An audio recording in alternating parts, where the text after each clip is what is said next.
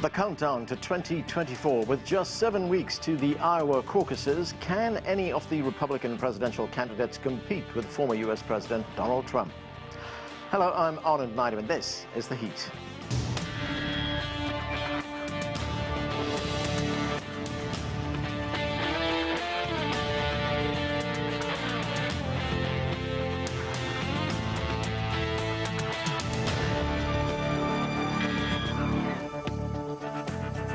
Republican presidential hopefuls have about 2 months left to connect with voters in the United States, states of Iowa and New Hampshire. The primary season kicks off on January 15th with the Iowa caucuses. Former President Donald Trump continues to hold a commanding lead in the polls among Republican candidates, despite facing 91 criminal charges. U.S. President Joe Biden is vying for another term for the Democrats, but his approval numbers are near the lowest of his presidency, and he's faced criticism from within his own party for his handling of the Israeli-Hamas conflict.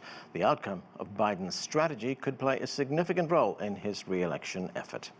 For more, let's bring in our panel. Joining us from Wilmington, Delaware, is Brendan Brice. He's a columnist and radio host of The Brice is Right. Here in our DC studios, Rina Shah is a political strategist and commentator and founder of Rilax Strategies.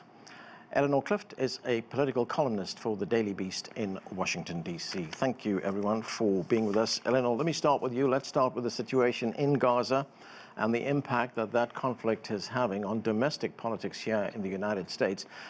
We can hear and we can see a growing chorus now in Congress as well as at the White House for President Biden to call for a ceasefire to bring that conflict to an end. So far, he's refused, and it's costing him politically. If we look at the opinion polls, in fact, he could lose the election right now, according to the election polls, if the election were held right now. How do you explain this? I mean, is this political suicide here, or does he have some strategy that we don't know about? Well, by the time the voters go to the polls a year from now, I think the situation will be very different in Gaza, and I'm hoping that they will have by then put in place a process for a two-state solution, and there won't be any active warfare going on.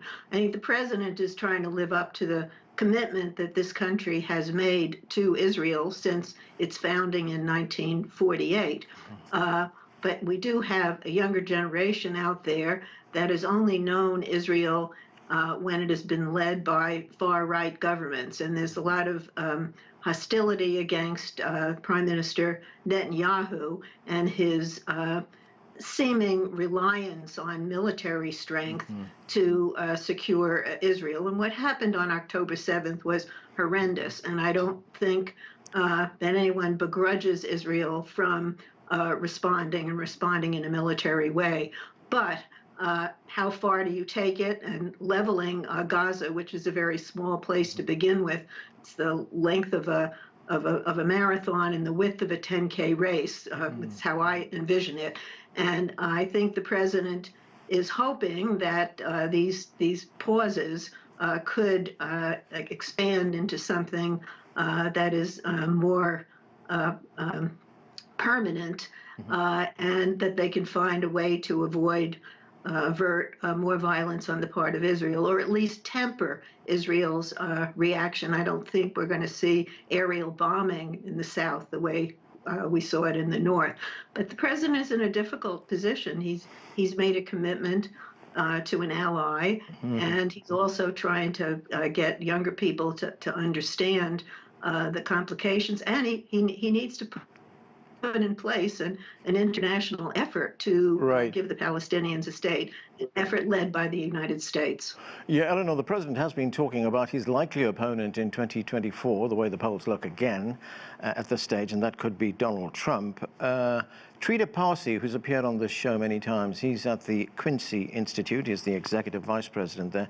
He poses an interesting question in a piece he wrote in the New Republic, and I will quote a tweet he posted on that piece. In fact, the quote is an excerpt from the piece, and he says, quoting here, "Given Biden's belief that a GOP victory in 24 may spell the end of American democracy, And given that his refusal to support an enduring ceasefire in Gaza is costing him a critical component of his coalition from 2020, a critical question must be asked. What U.S. interest is of such crucial importance in Israel's assault on Gaza that it warrants risking not just Joe Biden's re-election, but American democracy itself? What do you make of that? Is that a valid question? Are you asking me? Yes, Eleanor, go ahead. It's a valid question, but I think President Biden has to do what he believes is correct. He's also continuing to stand up for more aid to Ukraine, and the Republicans are blocking that. But there is a point where enough is enough, and I think he is. We're probably going to see him acting as more of a restraint on the Israeli government. It is an independent government, but they do get a lot of U.S. aid. And so I imagine behind the scenes, he's exercising some of that leverage. It's not, you can't just, snap your fingers and say, okay, it's over now. Yeah. But Netanyahu, the prime minister of Israel, is coming under a lot of pressure from his own population. Right. He didn't want these pauses. He didn't want to escalate the value of the hostages to the point where they became the preeminent goal for Israel. And that's what's happened. And so he can be forced to change as well. All right, Brandon, Brice, what is your view on this? Can President Biden recover the support that he's lost by next November? And if we look at some of the numbers here, up to 70% of people aged 18 to 34 disapprove of the president's handling of the war. That's 70%. He's got to get it down into positive territory. How much of a risk is that for the president's re-election chances? We have to remember that demographic group that we're talking about, 55% of them came out to vote in 2020. Well, Nan, here's the challenge is that, this is a president whose numbers before the Israeli-Palestinian conflict even occurred, they were already low. And so what's happening is that those young voters are looking and they're saying, wait a minute, the economy is not where I thought it would be voting in this guy. Inflation is record high. A gallon of milk is almost $10 now. This is a reality, and this is what voters are looking at. The reality is, when we look at the president spending dollars in a place like Israel, and furthermore in a place like Ukraine, where most Americans can't even point it out on the map, people are saying, wait a minute, why are we sending money there when the country is in shambles here in the United States? And so it makes sense why the president's numbers would be so low and why his popularity would be so low, even to the point where a guy who has 91 counts is literally being looked at as a serious candidate. That should tell you something, that this president has got some serious challenges. And right now, I hate to say it, based on the polls today, it's the Republicans to lose. Rina, great to have you with us in the studio. As Eleanor told us a moment ago, President Biden finds himself in a very difficult position right now. If we look at his support among Muslims, it's also plummeted in some key states like Michigan as well. Most of those voters say they do not plan to vote for President Biden come 2024. They won't vote for Donald Trump either. They may not just vote. Could this cost Biden the re-election? I think there's a very serious chance that Biden's re-election chances continue to look very grim. And sitting here, it's hard to tell at which point do they tip the other way and firmly stay there. Right now, there's a lot of angst from particularly Muslim Americans towards Biden and the Democrats in Congress, particularly because let's not forget who was censured recently, Congresswoman Rashida Tlaib, the only Palestinian in Congress, by Republicans largely. She has been met with so much anger for what I would consider is exercising her First Amendment right. But people have said she's being anti-Semitic. So in this moment, there are so many layers to dissect here. The first of which is, what is our commitment to an ally like Israel? What is the United States' role in the world again? And what you're seeing here is, I believe, a generational divide. You've got younger Americans feeling like this money is being pushed abroad to do the work of Bibi. Benjamin Netanyahu is not somebody that I believe a great American should be looking at this moment and seeing the strong man that he wants to be seen as. What he's promulgating essentially is what a lot of younger Americans are saying is a genocide of the Palestinian people, all in the name of eradicating Hamas. You eradicate Hamas, guess what? Another terror group is going to crop right up.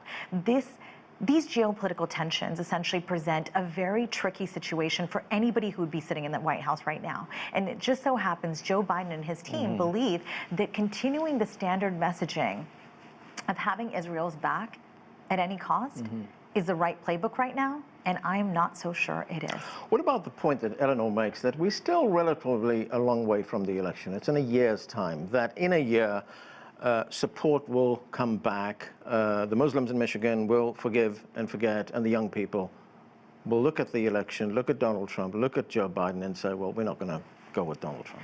Well, there are a lot of demographics of people who are hurting right now. Our Jewish American friends are, our Muslim American friends are, because people are getting these images in real time.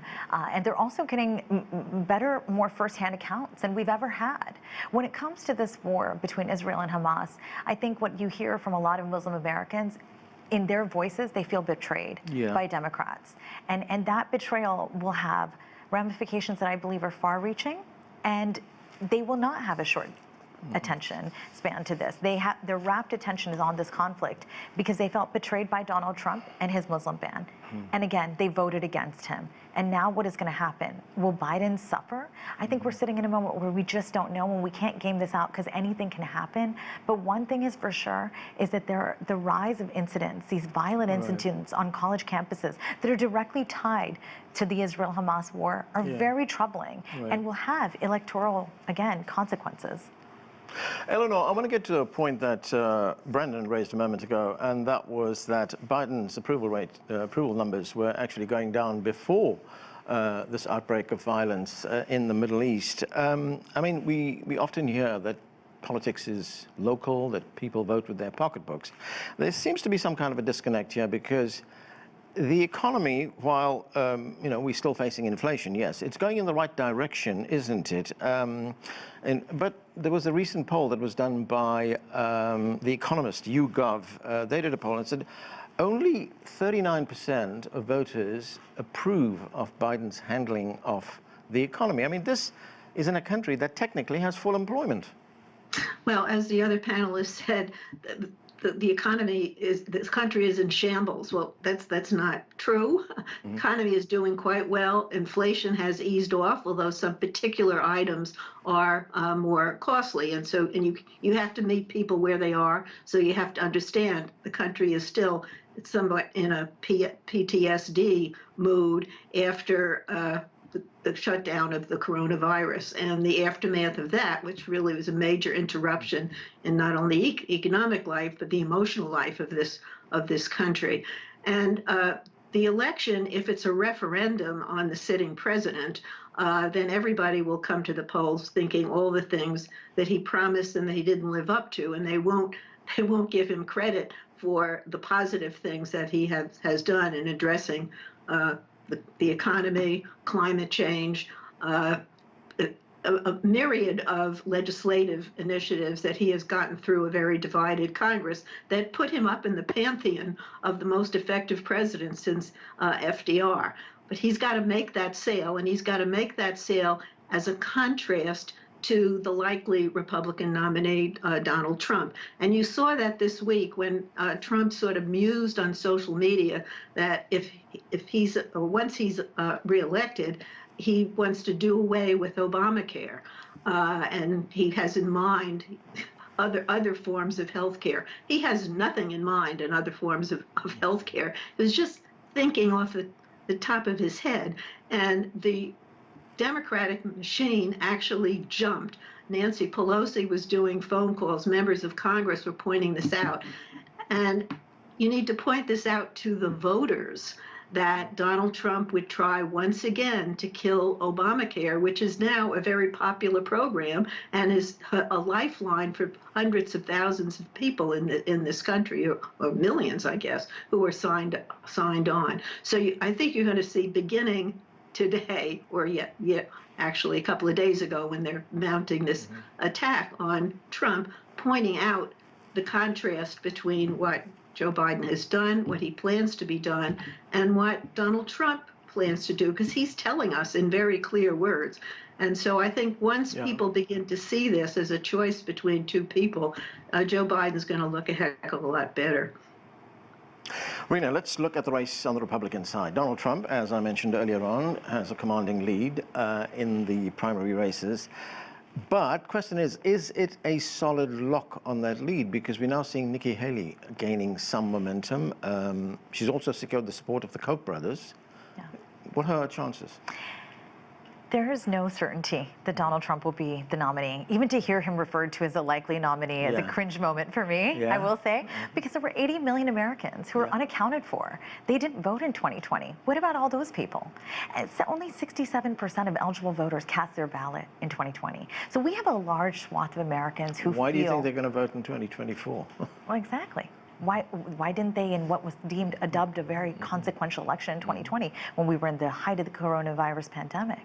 And so what will make them turn out now? Now, the Republican National Committee is a turnout operation. I've talked to the chair, Ronna McDaniel, and she has said, what more can we do? They have tried to put all these parameters in place, bumpers, if you will, to sort of guard this process, this GOP primary process, which has kind of gone off the rails. It was thought to have been Ron DeSantis, the Florida governor's, going in. And now what we've seen is Vivek Ramaswamy has had a lead at points, and Nikki Haley, with locking up the Koch brothers' backing, it's a moment in which you have to wonder, does that money change the equation for her?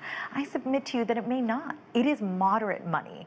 So again, center-right, moderate Republican money. What she really needs to worry about is the base of the Republican Party, that very energized base that shows up and says that they are still MAGA, that voted for Donald Trump in 2016, voted for him in 2020, even if they did it with their nose pinched. How's she going to dislodge that base?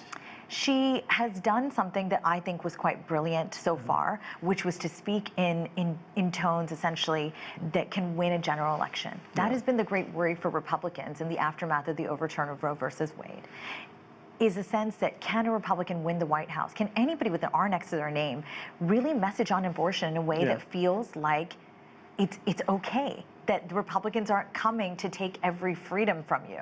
So she's done that in a way well, I believe, by saying that she doesn't want to demonize the American woman. She wants to humanize them.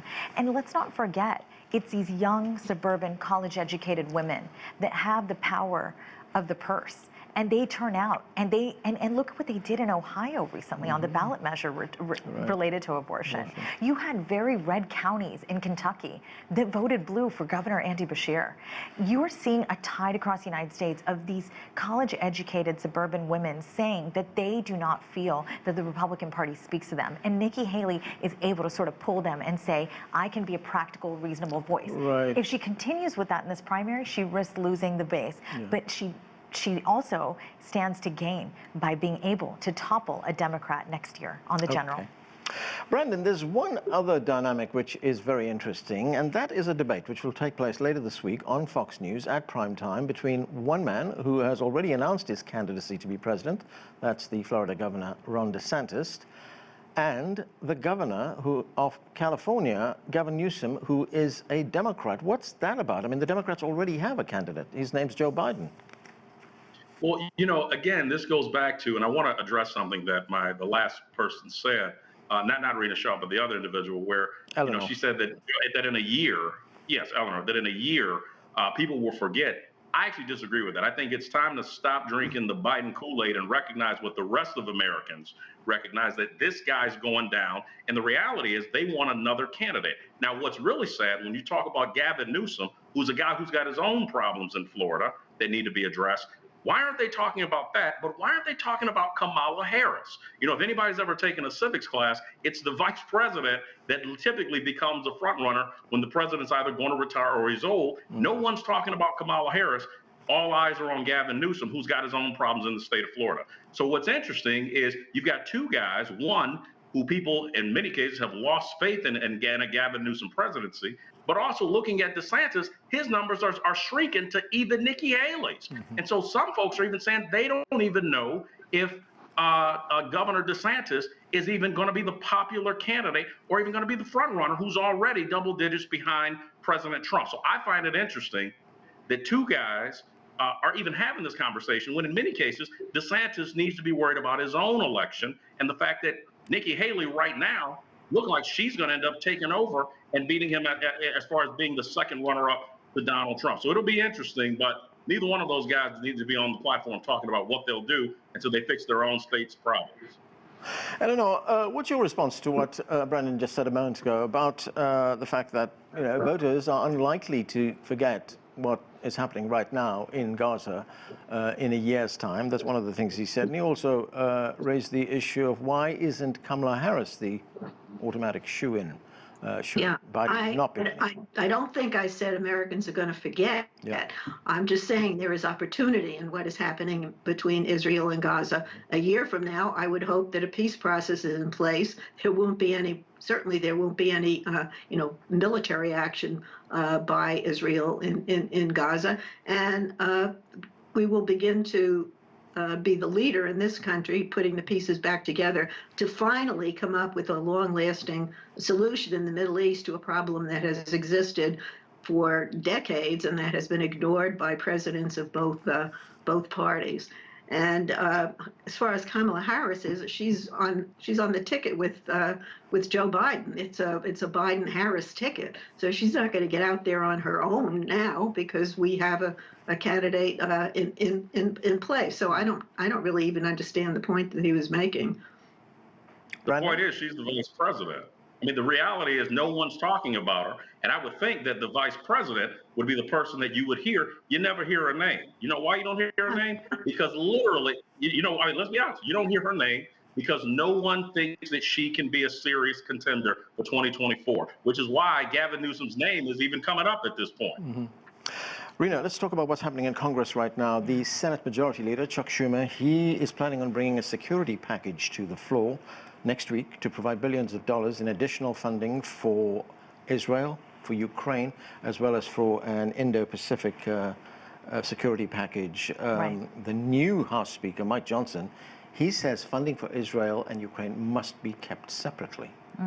How do you see this playing out? He wants to splice that up, Speaker Johnson, because let's not forget what Israel means to the Christian right, particularly evangelicals. They want to have Israel's back at all costs. But then when you talk about Ukraine and Russia, it has been dubbed by many Republicans as a territorial dispute.